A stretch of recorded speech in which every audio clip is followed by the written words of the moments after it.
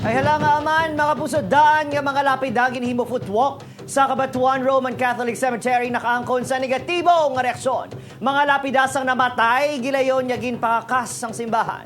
Si Zen Kilantao nakatutok. Makitaan sa laragway nga ini ang mga lapida nga ginsemento sa footwalk pasulod sa Cabatuan Roman Catholic Cemetery. Inang nakaangkon sa negatibo nga reaksyon sa social media. Mismo ang mga nagasulod sa patio ang hindi man komporme sa pagbutang sa mga lapida sa dalan. Kaya ka man matapak yung mga randaan. Kasi lagon ta ka patay. Hindi pwede, gidi. Kay balaan mo daan na iya, may tag-iya na iya mo.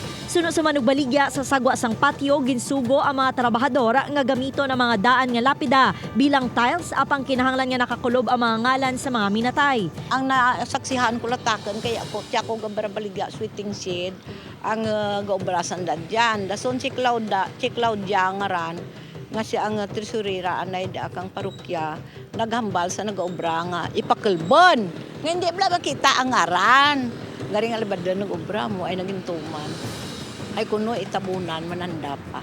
Di karon naman daw ang tabunan, ubran mas natuti. Nakikita siguro ang garagi. Lunas nga adlaw sang ginpanghukas na sa mga trabahador ang lapida.